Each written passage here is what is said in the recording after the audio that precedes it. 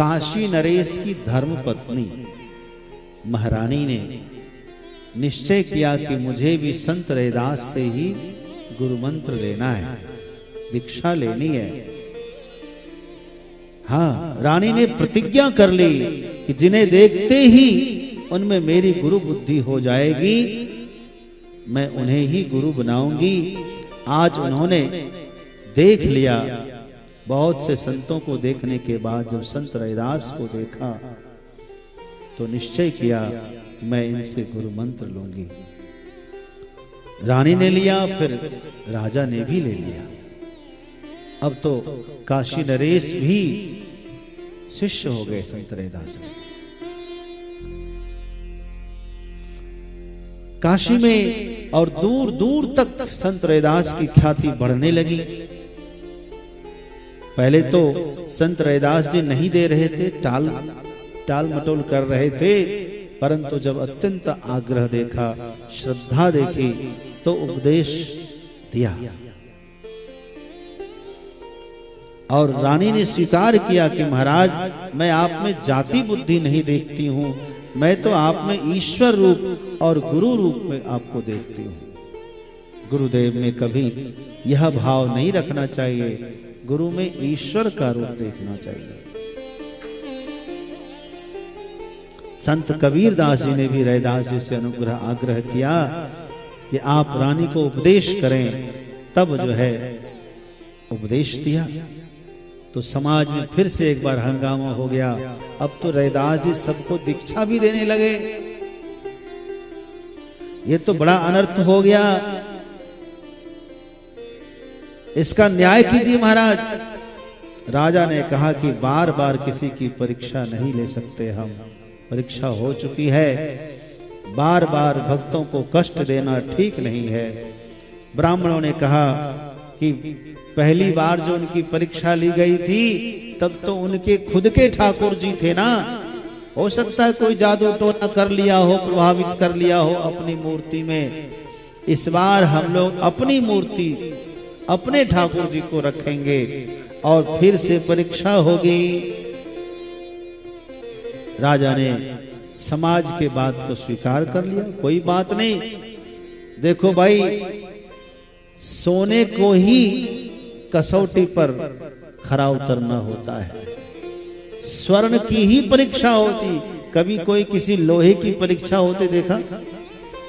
लोहे की परीक्षा नहीं होती है, सोने को ही कसौटी पर चढ़ना पड़ता है, लोहे को नहीं। यदि सच्चा सोना है तो 100 बार भी आप परीक्षा लेंगे तो भी खरा उतरेगा और निखरेगा ही। हो गया, ये सब भगवान की इच्छा सही है, समझो। संत रैदास को जगत गुरु बनाना है, जगत प्रसिद्ध करना है, इसीलिए वापस से ब्राह्मणों के मन में दुविधा डाला कि नहीं नहीं, उस बार तो उनके खुद के ठाकुर जी थे, हम लोग अपने ठाकुर जी रखेंगे, फिर देखेंगे हमारी तरफ जाते कि उनकी तरफ जाते हैं। ठीक है, फिर उसी तरह से परीक्षा हुई और इस बार भी खूब ब्राह्मणों ने वेद पाठ किया। पढ़े वेद बानी पे न आए, वेद पाठ करने पर भी जब नहीं आए, सबके गला सूखने लगा, परंतु भगवान नहीं आए। इसका कारण क्या था? भगवान क्यों नहीं आ रहे थे? क्या भगवान को ब्राह्मण प्रिय नहीं है? ऐसा नहीं है। भगवान का नाम तो ब्रह्मण्य है। हाँ, ब्रह्मण्यम सर्वधर्मज्ञम। भगवान तो ब्राह्मण को बहुत प्रेम करते हैं, बहुत आदर करते हैं, सम्मान करते हैं, क्योंकि ब्राह्मण से ही वेद सुरक्षित है। वेद पाठ कौन करेगा? वेद में श्रम परिश्रम कौन करेगा? वेद की रक्षा कौन करेगा? बाकी लोग तो कोई पढ़ता ही नहीं। इसीलिए भगवान को लगता है कि ये मेरे विचार का प्रचार करेंगे, उनको बहुत प्रेम करते हैं। धर्म, जब ब्राह्मण त्रिकाल संध्या करते हैं, गायत्री का अनुष्ठान करते हैं, तो भगवान भी चाहते हैं कि मैं भी किसी ब्राह्मणी के गर्भ से जन्म लूं। तो भगवान आ क्यों नहीं रहे ब्राह्मणों की प्रार्थना पर? उसका कारण यह है, भगवान कहते हैं कि ब्राह्मण है, जाति तो ठीक है, लेकिन जाति का अभिमान ठीक नहीं है। जातीय अभिमान जब करेंगे तो आप किसी दूसरे का अपमान भी करेंगे। श्रेष्ठता है, इसमें सर्वशास्त्र प्रमाण है, लेकिन अहंकार करके हम किसी से भेदभाव करें, हृदय से नफरत करें, उनको आगे बढ़ते हुए देखकर हमें कष्ट क्यों होता है?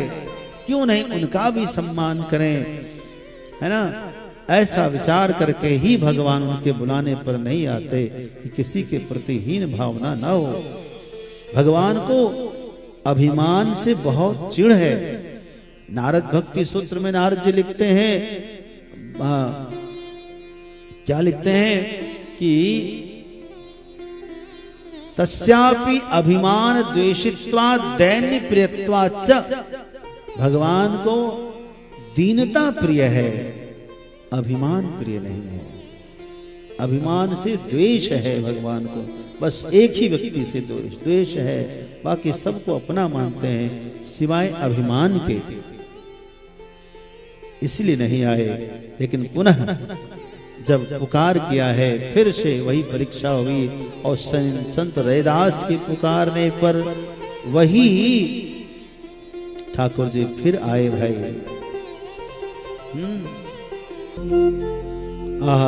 जीवन जब भगवान को आप समर्पित कर देते हैं, तब भगवान आपको भी स्वीकार कर लेते हैं। यदि हम सारे बंधनों को काट कर सब कर ममता ताग बटोरी, मम पद मन ही बांध बर डोरी, भगवान के चरणारविंद में अपने मन को जोड़ देंगे, भगवान भी हमारे सारे विघ्नों को काट देंगे, सारे दोषों को समाप्त कर देंगे, सारे पापों को नाश कर देंगे। हाँ।